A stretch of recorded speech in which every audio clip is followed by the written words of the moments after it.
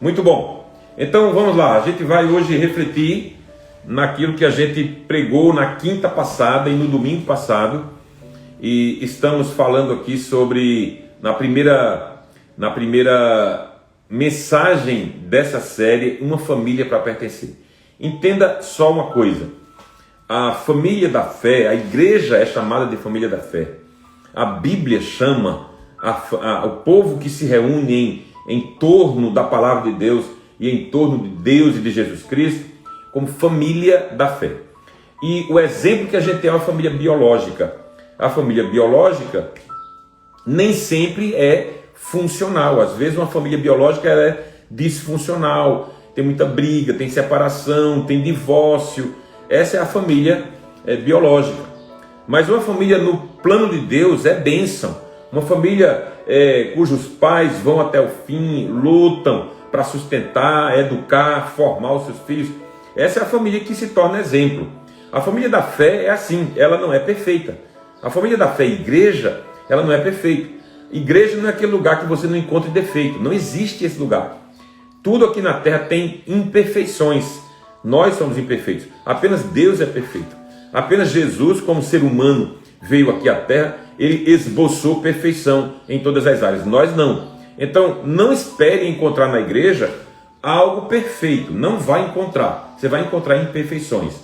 Mas é nas imperfeições das outras pessoas e nós mesmos, em nós mesmos, é que nós vamos exercer aquilo que Jesus ensinou, que é a perseverança, que é a paciência, que é a tolerância, que é o amor uns com os outros.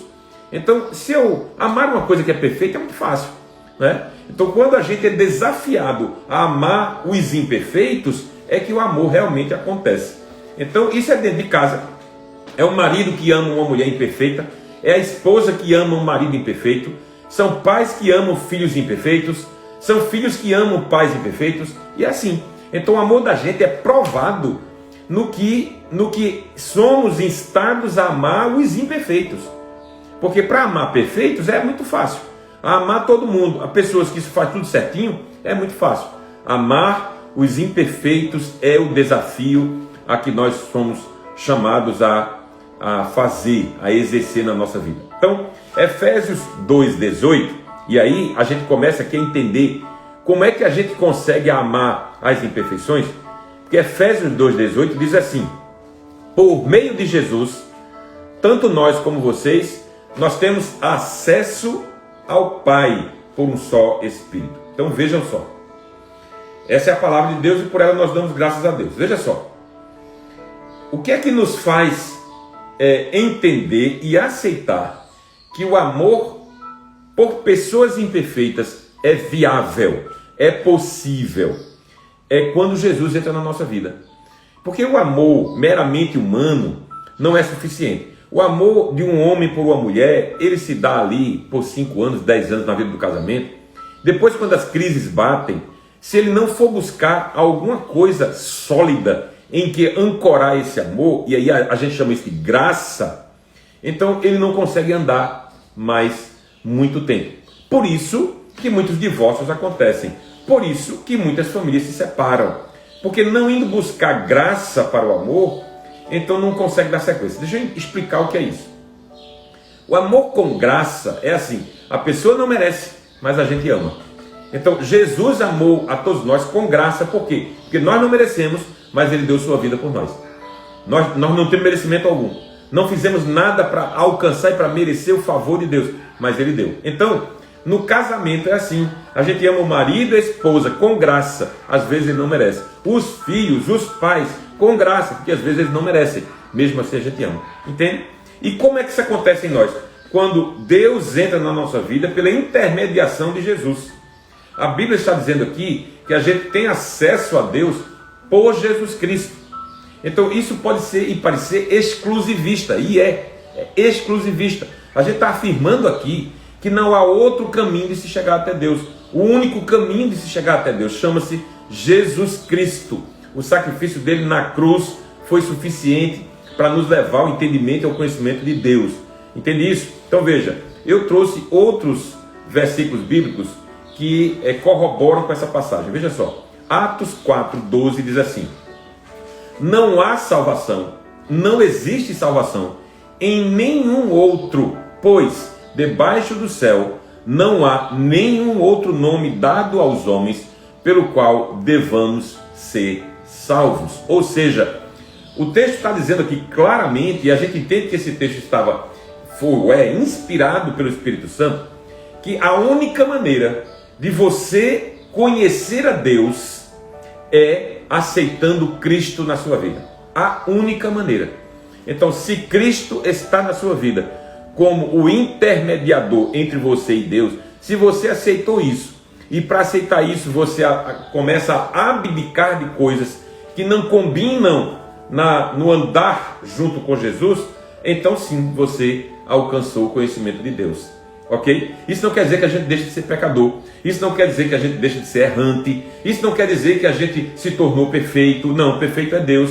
Mas quando a gente que é imperfeito começa a andar com Deus que é perfeito, algumas partes da perfeição dele passam para a gente, ok? Pelo aprendizado. Então todos os dias a gente está aqui, há mais de um ano, desde que essa pandemia começou, e a gente aprende a andar com Deus pela palavra de Deus.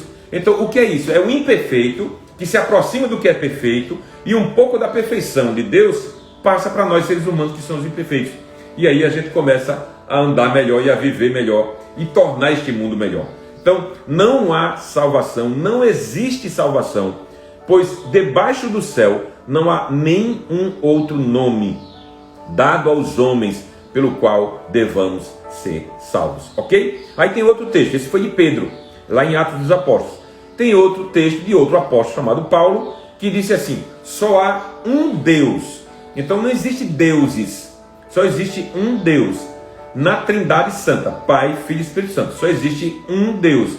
Não existem deuses. Antigamente na mitologia grega se cria em deuses, né? Deus para a fertilidade, Deus do amor, Deus da felicidade.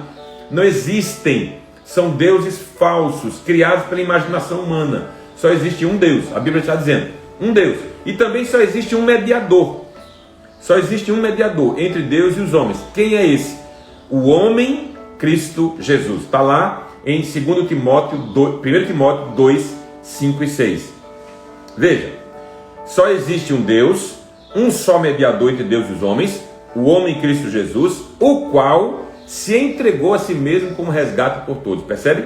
Então quem foi que morreu na cruz por nós? Jesus. Então ele é o mediador, ele é que faz a ponte, ele é quem faz a ligação, ele é quem possibilita nós, seres imperfeitos, vivemos um pouco da perfeição de Deus. Porque ele, enquanto homem, foi perfeito, enquanto Deus continua perfeito, e ele passa para nós um pouco da sua perfeição, quando nós entendemos. Por isso que a Bíblia diz que a gente deve continuar conhecendo a Deus. Veja só, Oséias, profeta, diz assim: o meu povo, Deus falando através dele, o meu povo perece, o meu povo sofre, porque lhe falta conhecimento.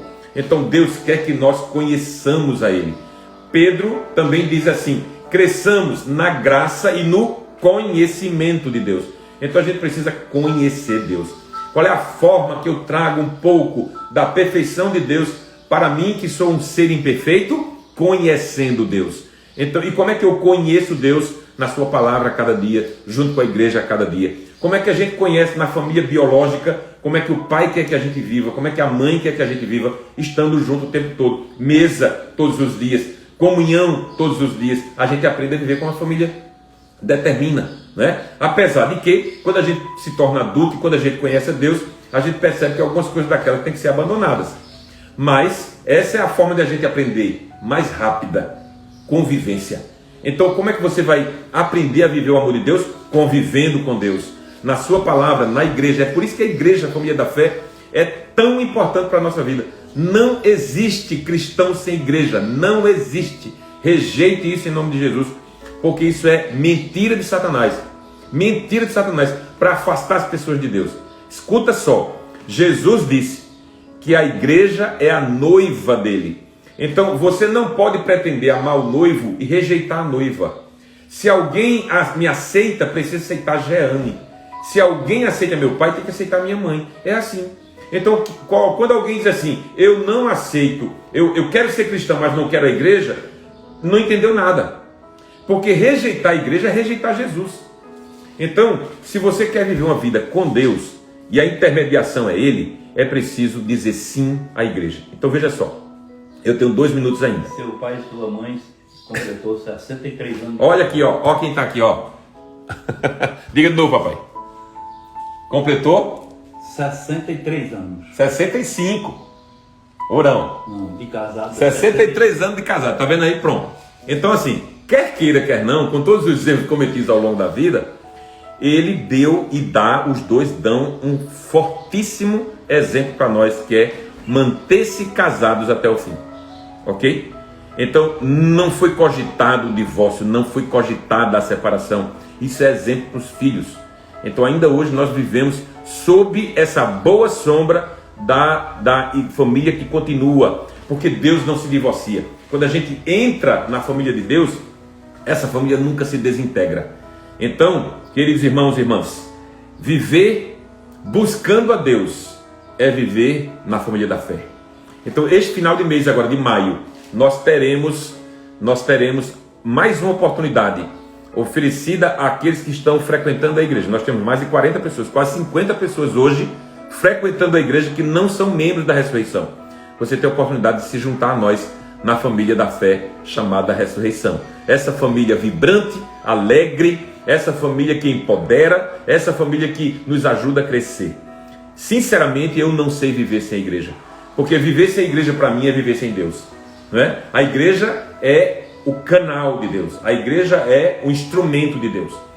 Deus é Deus e a igreja é o canal de Deus, o instrumento de Deus para que eu viva com Ele. Então, é a noiva de Cristo e você precisa considerá-la para que você tenha uma vida realmente integrada, uma vida integrada ao Deus que te criou. Amém, queridos? 7h59, eu quero orar e abençoar a tua vida. Obrigado, Jesus, pela tua palavra que não volta vazia. Eu te peço, ó Deus, que aqueles que ainda não aceitaram Jesus como seu Senhor e Salvador possam dar esse passo hoje nas suas vidas, porque é a única maneira de nós andarmos com o Deus verdadeiro, é aceitando o mediador verdadeiro, Jesus Cristo, nosso Senhor. Que a tua bênção, a bênção do Deus Todo-Poderoso, o Pai, o Filho e o Espírito Santo, repouse sobre cada um de nós, agora e para sempre. Amém. Queridos, hoje, 8 da noite, não 8 da noite, não, acho que é 15 para as... Alguém das mulheres me ajudem, eu acho que é 15 para as 7, culto presencial e online do Feminina. Mulheres, por favor, me ajudem, se essa informação está correta. Culto presencial e online do Feminina. Quem ministrará a palavra será a nossa queridíssima Mônica, que é responsável, líder do Ministério Abrace, que é o braço social da nossa igreja aqui em Vitória. Então, mulheres, me ajudem nessa informação. Hoje, terça-feira, temos também às 3 da tarde, uma hora de oração. Se você quiser ter um tempo de oração, peça a Cristina Ramos, vulgo Terezinha, e você vai receber o link e vai participar de um momento de oração para abençoar a sua vida e a vida daqueles que estão ao seu redor. 18h45, Bel está confirmando, presencial e online, correto, Bel? 18h45, porque não pode passar das 20 horas por conta do decreto do Estado, ok? Amanhã, 7h30, em ponto, estarei aqui para que a gente se reúna mais uma vez. Bom dia quem está em Petrolina, bom dia quem está em Arapiraca, bom dia quem está em Brasília, bom dia quem está em Maceió, Recife, Caruaru, Garanhuns, Bom Conselho, Lajedo, todas as pessoas que passaram por aqui. Beijo no coração, Deus abençoe, na paz do Senhor Jesus.